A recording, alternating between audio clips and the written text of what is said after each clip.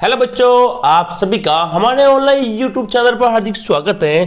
प्रिय विद्यार्थियों, आज हम बात करेंगे कक्षा 10वीं के अर्धवार्षिक पेपर 2024 के अंतर्गत राजस्थान की शौर्य परंपरा एवं स्वतंत्रता संग्राम के बारे में। ये पेपर कल यानी सोमवार को आपके होने वाला है। तो किस प्रकार का पेपर आपके आएगा, कौन से सवाल वेरी इंपॉर्टेंट है जो कि आपको याद होने चाहिए, उन सभी सवालों की बात करेंगे। तो वीडियो को शुरू से लगाकर अंत तक पूरा जरूर देखें ताकि सभी क्वेश्चन आपको अच्छी तरह से पता चल सके। यदि आप हमारे ऑनलाइन यूट्यूब चैनल पर नए हैं तो चैनल को सब्सक्राइब जरूर कीजिएगा। देखिए, कक्षा 10वीं का अर्धवार्षिक का कल 23 दिसंबर को आने वाला पूरा पेपर और गणित का पेपर भी हमने हमारे यूट्यूब चैनल पर हल करवा दिया है। बच्चों, यदि आपने नहीं देखा तो अभी हमारे ऑनलाइन यूट्यूब चैनल पर जाकर गणित का पेपर जरूर देखिएगा। देखिए बच्चों, पहला क्वेश्चन आ चुका है आपके सामने। बहुविकल्पीय यहाँ पर प्रश्न आएंगे आपके, ये ध्यान रखिएगा। पहला सवाल, सीकर जिले का कौन सा स्थान घोटा उद्योग के लिए प्रसिद्ध है? तो इसका राइट आंसर होगा ऑप्शन द, खंडेला। क्या होगा बच्चों? ऑप्शन द यहाँ पे राइट होगा। दूसरा क्वेश्चन है, विजय दांता का जन्म राजस्थान के किस जिले में हुआ था? ऑप्शन है बीकानेर, उदयपुर, जोधपुर या फिर जालोर। तो सही ऑप्शन होगा ऑप्शन स, जोधपुर। कौन सा? जोधपुर के अंदर इनका जन्म हुआ था। क्वेश्चन नंबर 3, एशिया का एकमात्र राष्ट्रीय ऊन अनुसंधान केंद्र कहाँ स्थित है? वो है राजस्थान में। ऑप्शन वो यहाँ पे राइट होगा। ठीक है बच्चों, अगला क्वेश्चन देखते हैं। क्वेश्चन नंबर 4 आपके सामने आ चुका है बच्चों। 13 ताली नृत्य किस लोक देवताओं से संबंधित है? तो ये है बाबा रामदेव जी। और बाबा रामदेव जी का जो जन्म है वो उनकास मेरी बाड़मेर जिले में बच्चों हुआ था। क्वेश्चन नंबर 5, किस दुर्ग के लिए कहा गया कि यह दुर्ग क्या है? बख्तरबंद है। क्या है? बख्तरबंद है। ध्यान के ये कहा गया है रणथंभौर के बारे में। किसके बारे में? रणथंभौर के बारे में कहा गया है। तो आपको दुर्गों के जो नाम बच्चों वो 5-6 दुर्ग उन सभी के जो कथन है वो सभी आपको याद रखने हैं। क्वेश्चन नंबर 6, राजस्थान में क्या है? लठमार होली कहाँ खेली जाती है? क्वेश्चन नंबर 6, लठमार होली कहाँ खेली जाती है? तो ऑप्शन अ राइट होगा। क्या होगा बच्चों? ऑप्शन अ यहाँ पे राइट होगा। क्वेश्चन नंबर 7, जयपुर के साक्षी में किस का मेला भरता है? तो वो लगता है शीतला माता का मेला बच्चों। किसका लगता है? इंपॉर्टेंट है, शीतला माता का मेला लगता है। करणी माता का मंदिर कहाँ है? तो देशनोक बीकानेर में। कहाँ पर बच्चों? बीकानेर में। ठीक है ना। अगला question number 8, annuls and antiquities of Rajasthan की पुस्तक के लेखक कौन है? साथियों वेरी वेरी इंपॉर्टेंट। इस पुस्तक के जो लेखक हैं वो कर्नल जेम्स टॉड है, जिसे राजस्थान के इतिहास का जनक कहते हैं। राजस्थान के इतिहास का जनक कहा गया है। नेक्स्ट क्वेश्चन नंबर 9 देखिए, सांची का संबंध किस देवी से है? इसका राइट आंसर होगा ऑप्शन ब, दुर्गा। क्या होगा बच्चों? क्वेश्चन नंबर 9 का राइट आंसर होगा ऑप्शन ब, दुर्गा। अगला क्वेश्चन 10वां क्वेश्चन, जालोर का प्रसिद्ध नृत्य है? तो वो है ढोल नृत्य बच्चों। कौन सा? ढोल नृत्य प्रसिद्ध है। तो ये थे 10 अवसद। अब बात करेंगे अति लघुलात्मक प्रश्नों की। पहला सवाल है, हल्दी घाटी का युद्ध किस किस के बीच हुआ था? तो बच्चों हल्दी घाटी का युद्ध हुआ था वो महाराणा प्रताप, ध्यान के महाराणा प्रताप और अकबर के बीच हुआ था। लेकिन अकबर का सेनापति था वो था मान सिंह। कौन था बच्चों? मान सिंह था। ठीक है ना।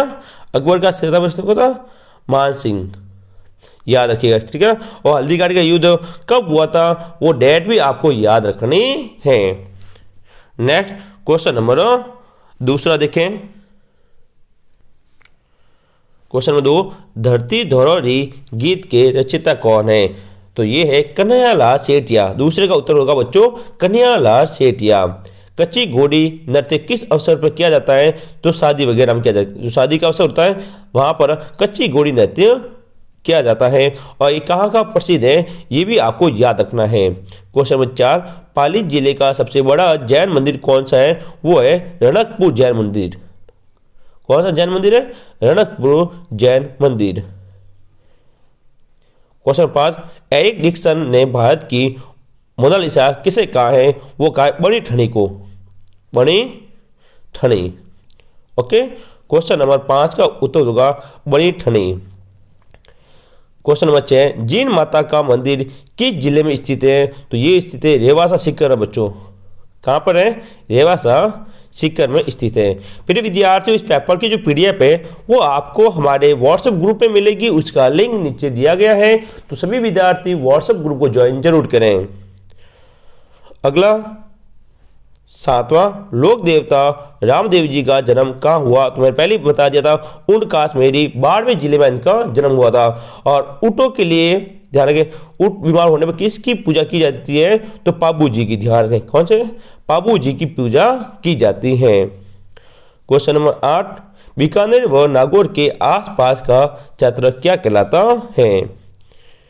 क्वेश्चन 9, भीनमाल का प्राचीन नाम लिखो। वो है श्रीमाल। क्या बच्चों? श्रीमाल। इसके अलावा आप लोक देवताओं के बारे में रामदेव जी के अलावा गोगा जी का भी पढ़ के जाएं, ठीक है ना। बाबू जी, हड़बू जी, ये 5-6 लोक देवता हैं। पांचों लोक देवताओं को आप अच्छी तरह से याद कीजिएगा बच्चों, क्योंकि लोक देवता का परसेंट 100% यहाँ पर पूछा जाएगा। क्वेश्चन नंबर 10, मीराबाई किस भगवान की भक्त थी? तो वो थी भगवान कृष्ण की। किसकी थी बच्चों? भगवान कृष्ण की भक्त थी।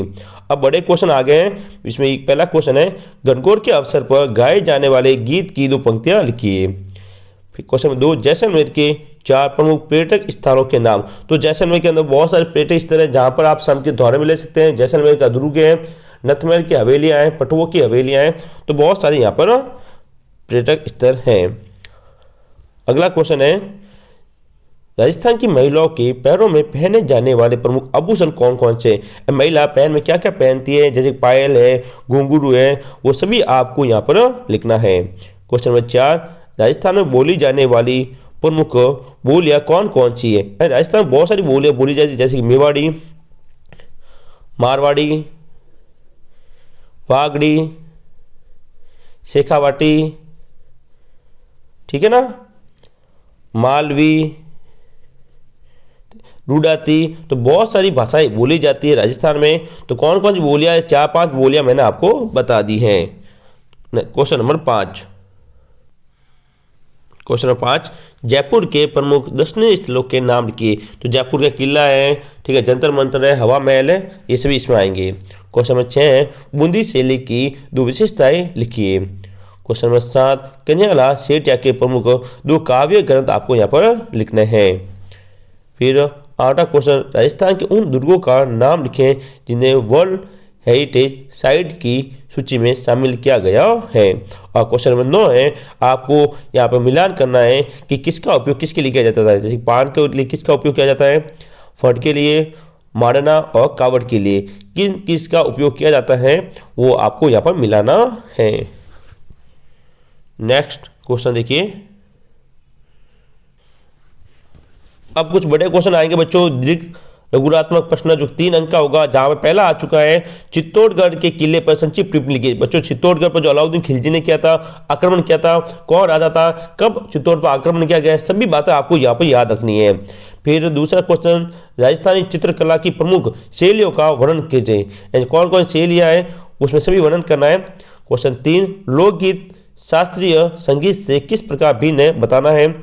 विगत और वैली में अंतर स्पष्ट कीजिए और कृष्ण भक्त मीरा के जीवन के प्रमुख पहलुओं पर प्रकाश डालिए। अगला क्वेश्चन है जो कि सबसे बड़ा आएगा, 6 नंबर पूछा जाएगा, जालोर के प्रमुख पर्यटन स्थलों का वर्णन कीजिए अथवा हड़प्पा सभ्यता के अवशेषों की प्राप्ति स्थल पर टिप्पणी लिखिए। बच्चों, हड़प्पा सभ्यता के बारे में अच्छी तरह से पढ़कर आप जरूर जाए। अगला क्वेश्चन है, दुर्गों के वर्गीकरण पर विस्तृत लेख लिखिए। इन कौन कौन से दुर्ग हैं, किस किस भागों में दुर्गों को बांटा गया है, अथवा राजस्थान के मंदिर शिल्प की प्रमुख विशेषताओं का वर्णन करें। और सबसे इंपॉर्टेंट क्वेश्चन जो कि मैंने बार बार बोला है, देखिए अभी राजस्थान की विभिन्न बोलियों व उनके क्षेत्र का वर्णन करो अथवा राजस्थान के प्रमुख लोक देवताओं पर संक्षिप्त टिप्पणी लिखनी। देखो वेरी वेरी इंपॉर्टेंट कर लो, लोक देवताओं का क्वेश्चन कल आपकी परीक्षा में 100% पूछा जाएगा बच्चों। एंड लोक देवताओं के बारे में आपको बातें याद करनी है। एंड चाहे रामदेव जी हो, गोगा जी हो, पाबू जी हो, हड़बू जी हो, जो भी लोक देवता है हमारे, उन सभी के बारे में आप जरूर पढ़ के जाएं, पक्का सवाल पूछा जाएगा। ठीक है, तो बच्चों ये था अपने पूरा पेपर 10वीं कक्षा का। तो पेपर की पीडीएफ आपको व्हाट्सएप ग्रुप में मिलेगी। वीडियो अच्छा लगा वीडियो को लाइक करें, शेयर करें, चैनल पर नए हो सब्सक्राइब जरूर करें। गणित का पेपर है वो हमने अपलोड कर दिया बच्चों, यदि आपने नहीं देखा तो अभी हमारे ऑनलाइन यूट्यूब चैनल पर जाकर जरूर देखिएगा। जय हिंद, जय भारत।